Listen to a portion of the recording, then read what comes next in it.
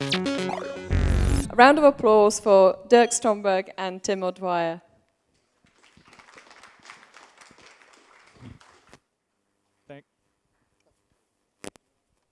Thank you. Thanks, Michaela, for giving us this opportunity, and thanks for all the crew that have made this Music Tech Fest happen. It's really fantastic. I flew in too late last night to see some of the things that happened last night, but so far today and meeting people, it's been fantastic. It's a great event.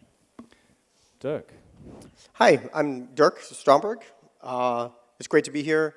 It's great to see so many talented people and so on. It's always very, as a musician, always very nerve-wracking to present anything on technology to a bunch of people who are technologists.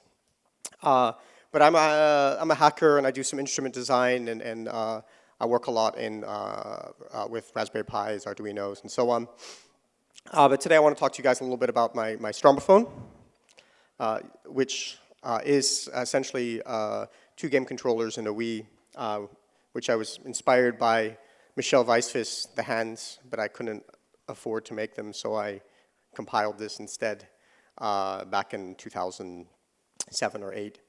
And essentially what I'm controlling is an analog synthesizer and a digital synthesizer. The digital is a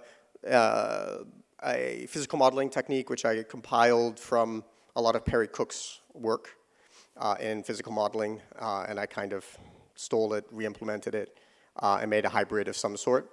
And I created a granular synthesizer, which I call Bell Granular Synthesis, which is a real-time timer threshing granular synthesizer using subtractive synthesis as well.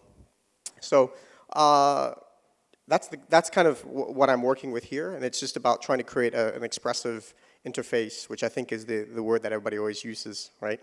Trying to make an instrument. I haven't heard someone say they want to make an instrument that is not expressive, but I think that might be what we could do at Next Tech Fest, I guess, is making non-expressive instruments.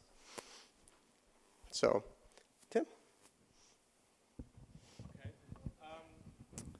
Well, as you see, it's a saxophone that I have here. I've been working on this hybrid instrument for quite some time, maybe 8 years or so. But the initial hardware that's attached to it, as you can see, was developed and built on there by Stuart Favilla, this Melbourne-based Australian instrument maker. So if you are interested in some of the things that he's been doing, and his wife also actually, you can just Google Stuart Favilla. He's a fantastic instrument builder. He was at EarZoom too a couple of years ago, I think. So that's another plug for that festival, which has been bringing together lots of really great people. Anyway, so he built this hardware on top of the saxophone. It's a bunch of controllers. It's got some buttons and dials and, you know, some infrared. And I can basically, and some sensors at the back. It's on the back here as well. So it's the front part, this part, and then it's also on the back. So I can access it with different parts of my hand, I guess, as I play the sax. And then I can map that to different, anything really. But at the moment, I've got a pure data patch, which was designed and built by Dirk. And it connects to the computer with this gluon. This device that the audience can't see, but it's one of these. And it is through Ethernet to the computer, so it's quite fast. There's not much latency in that. So I'm just, you're going to play first, or I'll play first? No. Go for it. I'm on a roll? Okay, I'm on a roll. All right, I'll keep going. So basically, I'll just demonstrate what each thing's, what I've mapped and what each thing does. Basically, for me, I mean, just a little bit of background. I'm a jazz saxophone player, an improviser, and have developed a lot of extended techniques on the instrument over the years. And I guess at some point I was sort of, you know, shifting further and further outward from that. And so I was left with questions of where to now, like after you've, you know, been playing these kind of extended techniques and making music out of that, what do you do next? And the next thing was, for me anyway, was to kind of try and develop a way of processing the sound and actually extending the timbral expressiveness of the instrument electronically.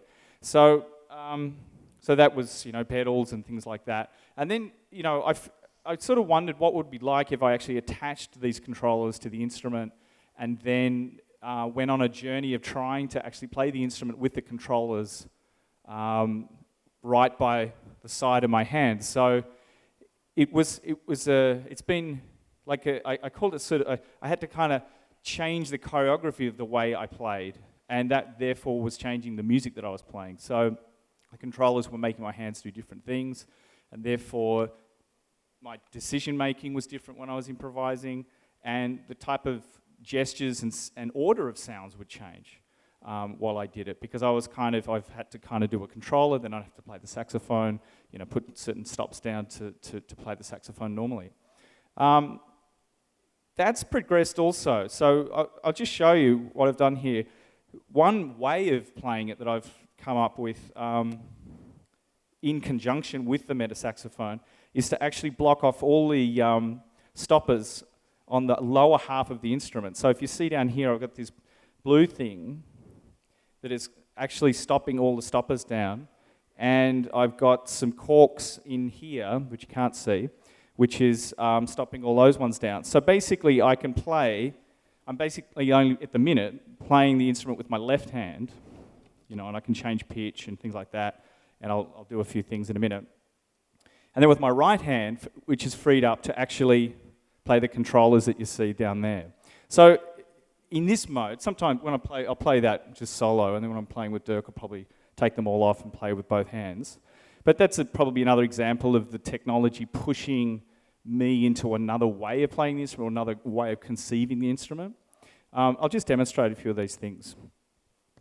This is where I need a headset.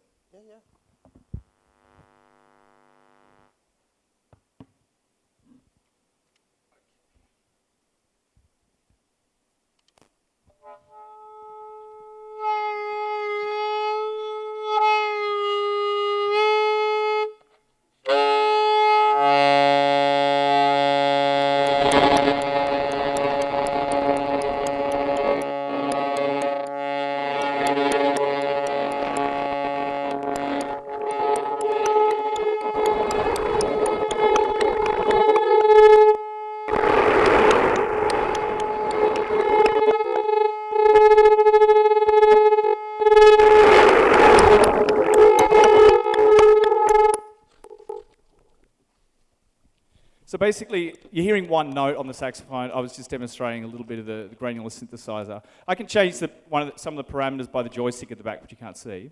But to activate the granular synthesizer, just a dial on the side. I've got some loopers on here. I'll just do a couple of things so you just get the idea. I'll just do a couple of the loops. Also, yes, you notice the bottle in my saxophone. That's a bit more analog technology, but it's about just I can prepare the saxophone as well, put it in here, so you change the tone.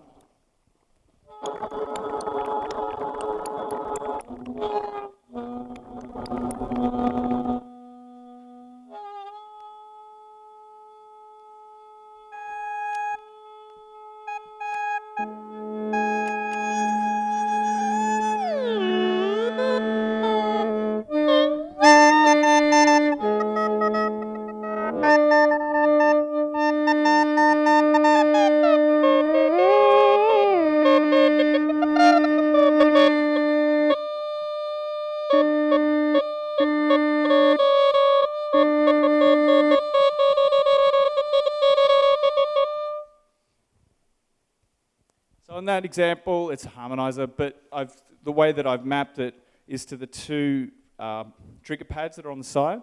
So the way that, you can map it to anything, but the way that really pushes the gesture of my hand is that I can sort of switch them on and off by doing those kinds of things and make the sounds pop on and off that you could hear. I'll just do a little bit of the looping.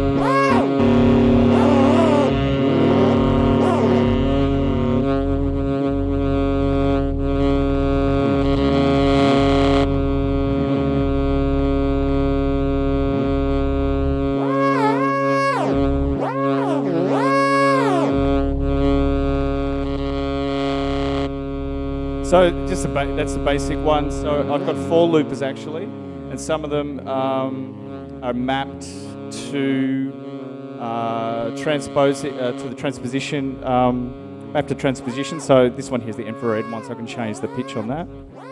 I've got a pressure sensor at the back that changes the speed on another one. A bit hard, they're all the same. Take them off. Yeah, and then also the accelerometer should be doing something. It's not. It shifts it around as well. So I've got a bunch of other things there as well, but that's just a basic idea of how I've mapped this instrument to the patch. Dirk, what's up for you? We're going to play something together after he talks. Thank you. Is my Just while they're working that out, just to explain a little bit more, that drone I was making is kind of impossible on the saxophone if I didn't have the bottom part of the saxophone blocked off. So I can do that drone, which is okay. I can play any long note, I guess, but that drone is handy because with when I'm putting preparations into the bell and stuff like that, and changing the timbre of that, I can't really do that unless all of the keys are down. So it just gives me a bit of flexibility to use the preparations, to set up some drones, and to play it with one hand while I'm controlling with the others, doing the control with my other hand.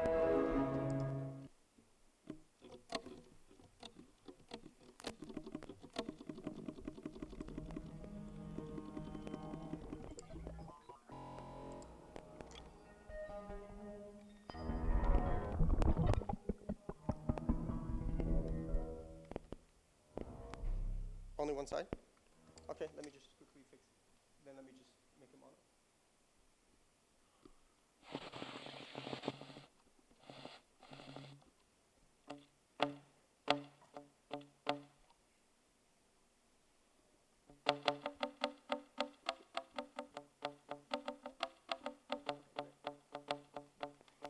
Okay, just go mono.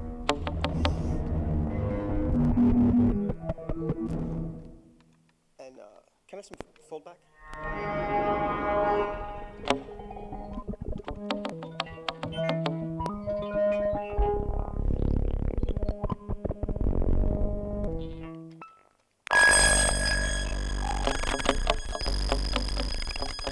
Okay, I'm back.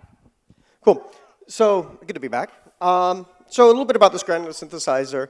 Essentially, this instrument's gone through many years of development. So with the software, and then I use it to test bed other instrument software as I'm developing them because it's something familiar.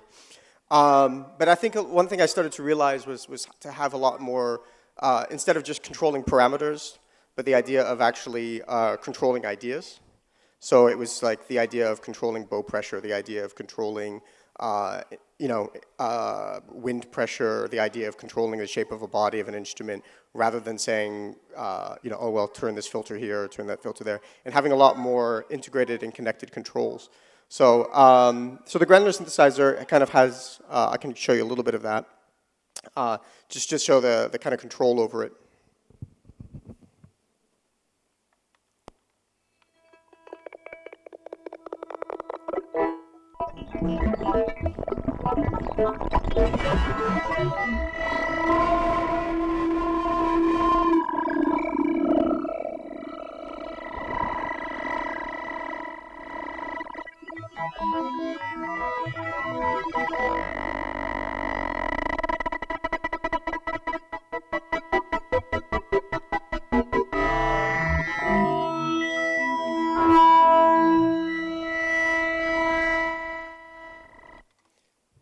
So you can see why it's called bell granular synthesizer. You get very nice kind of bell-like sounds, and then nice watery sounds. And then the physical modeling synth was much like, what Tim was talking about how do you explore different colors and sounds and so on. And so for me, it was about I was looking at Eric Lindemann's research on from his Sinful work actually from IRCAM. And looking at spectral properties and how to redefine them. So I'll give you an idea of, since he was playing one note, I'm going to try the one note thing as well, see how that goes.